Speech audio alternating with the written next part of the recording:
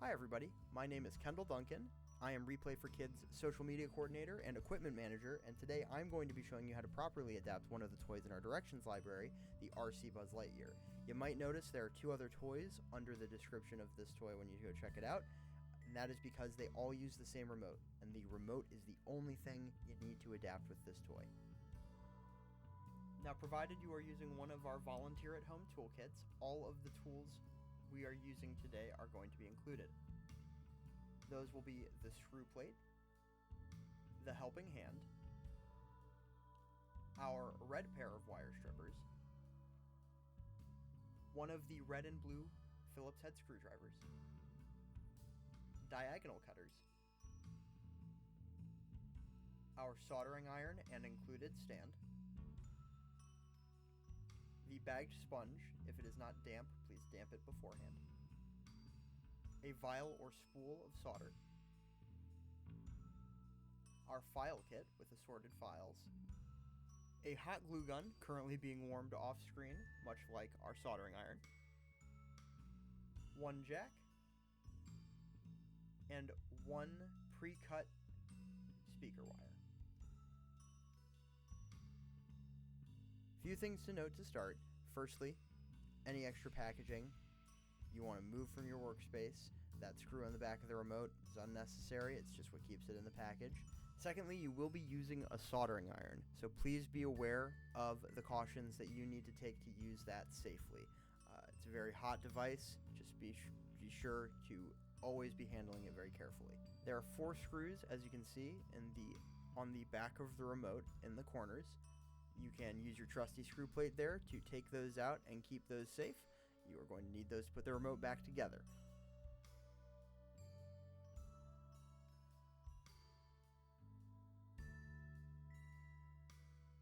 Once those screws have been removed, you can gently take off the front cover of the shell. The next step is going to involve these 3 screws that screw the board down to the bottom half of the shell. Same process, you can unscrew them and keep them in your screw plate.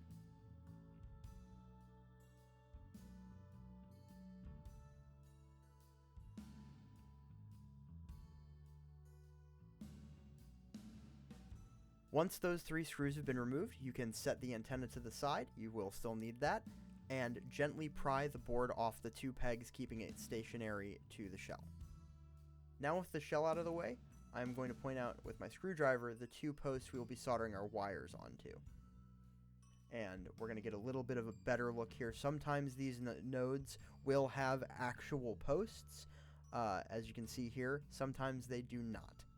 Now, taking our 2-foot pre-cut speaker wire, what we're going to do is we're going to split it down the middle into the separate wires we have. And taking our wire strippers, we're going to pry the insulation off. The middle section of the wire strippers is a good starting point, and if it seems like it's too big a hole, you can just keep going further up. You pull it straight out, and about 1/4 inch is all you need. They're going to look frayed though, so what we need to do is we need to twist the wire, and it's going to look more braided now, and it's basically making it into one solid wire that you are going to solder onto the board.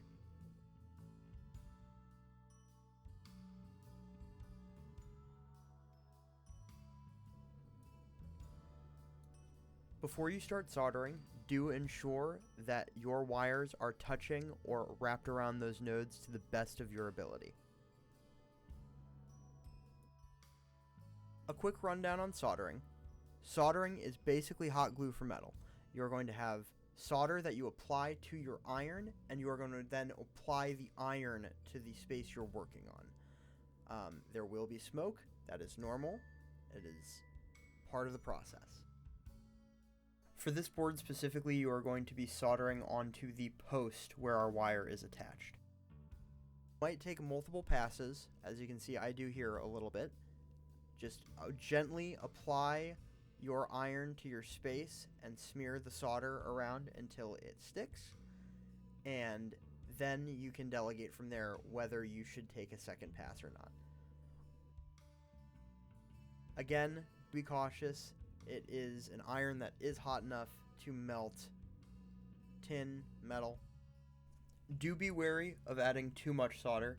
If you add too much, you will cause both of those posts to be connected at the board, which is not good. That means it will always be active. In this image, I had a light amount of solder on both ends, and I saw that I had a wire sticking out, so I cut it short and then added slightly more to my space, as you can see here. Now, with that all wrapped up, the next step is we are going to make sure that we did our job correctly. You can put the batteries in the toy and in the remote, and we are going to put all of those back together.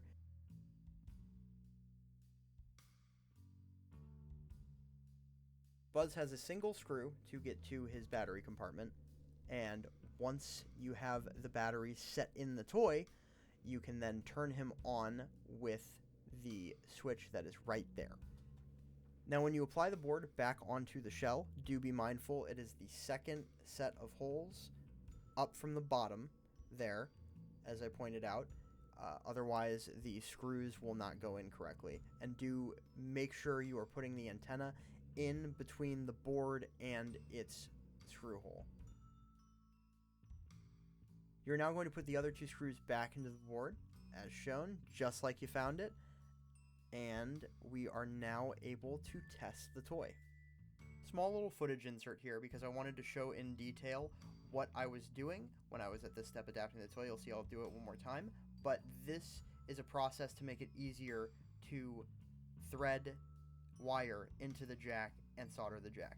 So when you split your speaker wire, you're going to take one side and put it into these wire strippers like so. And then you are going to bend the one side just like that. So you should have one bend and one regular wire. You're going to cut with the center of your wire strippers that bend, so one wire is just shorter than the other. And now you're going to strip them like normal. Like I said again, this makes the entire process of threading those wires into the jack much easier. It lines up slightly more because one is just slightly shorter than the other, and you will see I do this in the video on the toy, but this was just to cover it a little bit more in depth. So yes, as you can see here, I'm going through the exact same process, just a little bit off screen, so I wanted to re-record it. And yeah, you just cut the bend and strip them like normal, about that 1/4 inch, and you have the perfect setup for when we get to the jack step. Once you've done all that, if you touch both of the wires together, your toy should activate.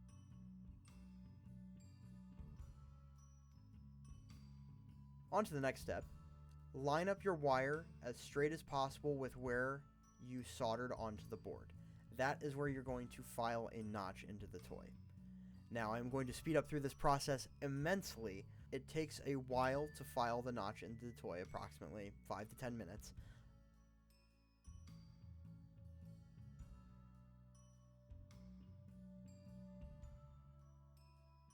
It should be noted you can use a Dremel for this process, and it will make it much faster, but it's sometimes harder to pick up 2 new tools that you're not familiar with than just one. Once the notch fits the entire wire, you know you will be ready to move on to your next step. Once you have filed a sizable notch for the wire to rest in, you are then going to take your hot glue gun and hot glue the wire onto the inside of the remote, making sure it's resting in that notch. From there, you can seal up your remote, and now we are ready to test the toy.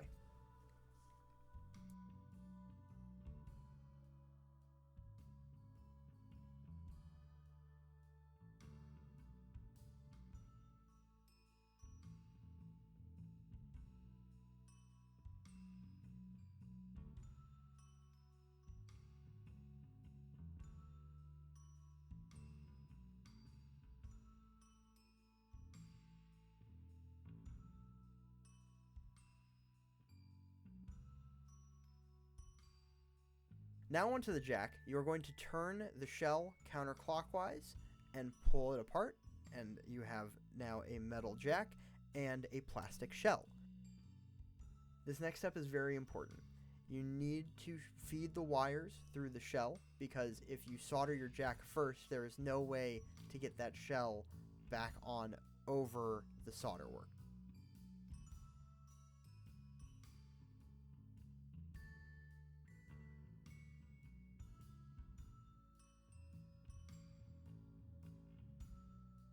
Another very important step. Some jacks are different.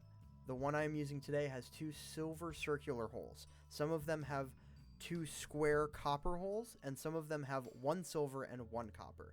If you have a single copper, you will always go to silver.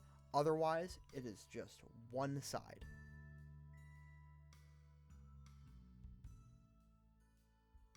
The longer wire you have will be going through the top port, depending on the jack we just talked about, and the shorter wire will be going through the back lower port. Always make sure to go in through the center of the jack and out, with the insulation as close to the hole as possible. A good tip for when you're soldering the jack is to put the iron up against the metal that you are soldering onto, because it takes longer to heat up than if you were to just put it against the wire.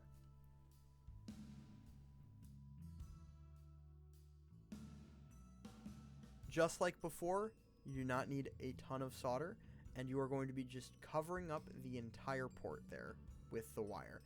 At the end, there should be no movement from the wires, and they should be completely stationary on the jack.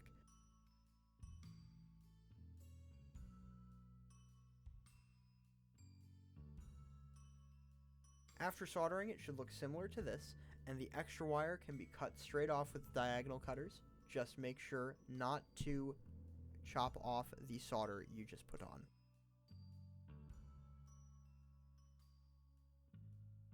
Now all that's left to do is slide the sleeve back up the wire, twist it back onto the jack, and pull out a test switch. If you have soldered everything correctly and everything is working properly, the second you push the switch, the toy should activate.